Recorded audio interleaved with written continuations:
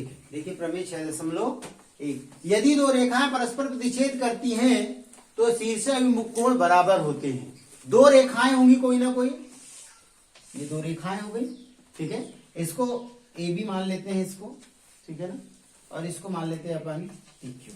क्या मान लेते हैं बेटा? P Q. अब इसमें शीर्ष अभिमुख कोण कहते कैसे, पहले समझ लीजिए। जो ये वाले कोण है ना, ये कोण इस कोण के बराबर और ये कोण इस कोण के बराबर, आमने सामने के कोण शीर्ष अभिमुख कोण कहलाते हैं। कौन से कोण कहलाते हैं? शीर्ष अभिमुख कोण। इसके सामने का ये कोण और इसका सामने का ये कोण आपस में बराबर है। ये हमको क्या करके बताना है? सिद्ध करके बताना है। क्या करके बताना है? सिद्ध करके बताना है। तो आप देखेंगे ये दोनों कोणों को सिद्ध कैसे करेंगे। हल सबसे पहले इसको प्रमेय है ये, तो पहले जो ज्ञात होता है वो लिख लेते हैं। क्या है? ज्ञात है। ये जिसको बोलते हैं दिया है। क्या बोलते हैं? दिया है। दिया क्या क्या है तुमको? दो रेखाएं। क्या? दो रेखाएं ए बी और कौन सी? P Q. लिखा हुआ? दो रेखाएं ए बी और पी क्यू जो, यहां पे ओ नाम दे देता हूं, ठीक है ना, जो एक दूसरे को ओ बिंदु पर, इस पर ओ बिंदु पर प्रतिच्छेद करती है। क्या? पर प्रतिच्छेद करती, ओ बिंदु पर प्रतिच्छेद करती है। दो रेखाएं ए बी और पी क्यू जो एक दूसरे को ओ बिंदु पर प्रतिच्छेद करती है। ये दिया हुआ है, ओ बिंदु पर प्रतिच्छेद करती है। अब हमको क्या ज्ञात करना है कि कोण, ये कोण, जैसे कौन सा कोण? ए ओ पी। कौन सा कोण? ए ओ पी बराबर कोण क्यू ओ बी। ये दोनों बराबर होना चाहिए। अब ऐसे बार बार कोण लिखेंगे तो मैं इसमें दे देता हूं नंबर।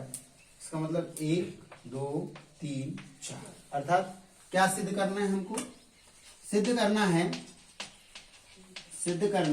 करना में कोण 1 बराबर कोण 3। क्या क्या सिद्ध करना है? कोण 1 बराबर कोण 3। समझ में आ रहा है ना? मैंने नाम 1 2 3 4 दे दिया। ऐसा लिखता तो बड़े बड़े बार बार लिखना पड़ता वो कोण के नाम लिख कर, इसलिए 1 इसको नाम दे दिया, 2 इसको, 3 इसको 4। तो कोण 1 बराबर कोण 3 और कोण 2 बराबर कोण 4। ये हमको क्या करना है? सिद्ध करना है। क्या करना है? अब इसको आ जाइए आप, सिद्ध करने के बाद इसमें आ जाइए हल में। इसमें हल, जिसको बोलते हैं सिद्ध। अब सिद्ध क्या होगा, कैसे होगा वो देखिए। अब जब इसको हम सिद्ध करेंगे, क्या करेंगे? सिद्ध करेंगे तो इसमें कोण 1 बराबर कोण 3 लाना था। तो लिख, देखो पहले देख लेते हैं हम। यहाँ पे रेखा PQ है। क्या है? रेखा PQ है। आप अच्छे से देखेंगे, रेखा एक PQ 180 अंश का कोण निर्धारण करेगी ना। इसका मतलब कोण, और उस पे लंब है कौन सी? OA है। ठीक है, लंब ना भी हो लेकिन एक रेखा है OA, अगर ये प्रतिच्छेद करे और लंब ना भी करे, लेकिन हम ये जानते हैं कि ये एक रेखा PQ है और ये PQ ऊपर पूरा कितने अंश का कोण आंतरित करेगी बेटा?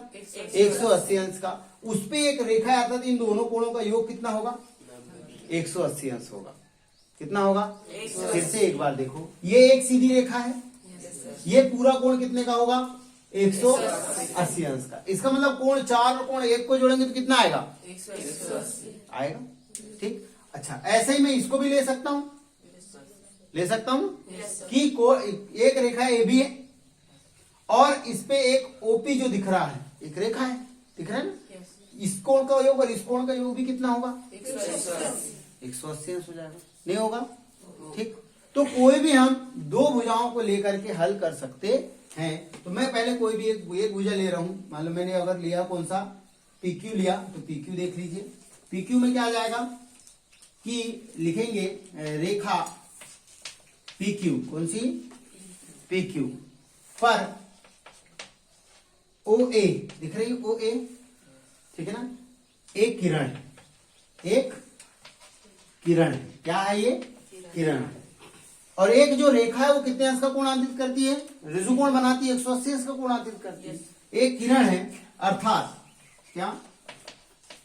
अर्थात कौन सा कोण? कोण 4 धन कोण 1 बराबर कितने अंश होगा? कोण 4 धन कोण 1 बराबर 180 अंश। अच्छा, इसी तरह मैं इस रेखा को भी ले सकता हूं। इसी तरह क्या होगा? रेखा, कौन सी रेखा? रेखा AB। कौन सी? रेखा AB पर क्या है?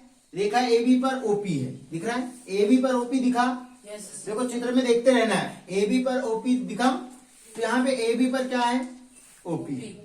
जब AB पर OP है तो अब क्या होगा भाई? कौन कौन से कोण? OP एक किरण है, क्या है? एक किरण है। अर्थात कौन कौन सा कोण? कोण 1 और कोण 2। कौन सा? कोण 1 बराबर, सॉरी, कोण 1 धन कोण 2 बराबर कितना होगा?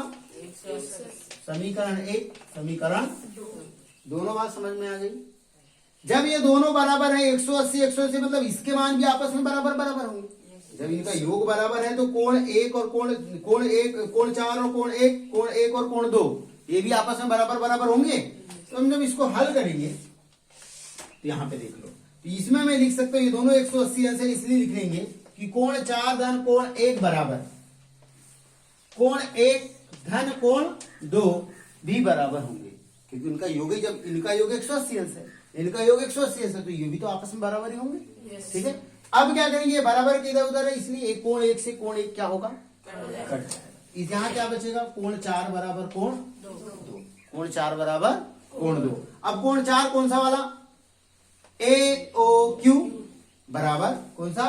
कोण AOQ बराबर, नाम जरूर लिख दीजिएगा फिर बाद में। और कोण POB कौन सा? कोण POB।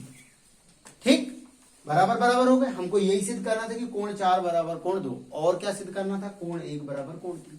इसी तरह हल करते जाएंगे हम इसको। फिर हल करेंगे तो इसके नीचे कुछ नहीं लिखना, एक बार हल कर दी ना तो इसी तरह लिखना। क्या लिखोगे? इसी तरह कोण 1 बराबर कोण 3। क्या लिख दोगे? इसी तरह कोण 1 बराबर कोण 3। बस इतना कर दोगे ये सवाल। तो हमें समझ में आए बेटा? बता दो जल्दी से।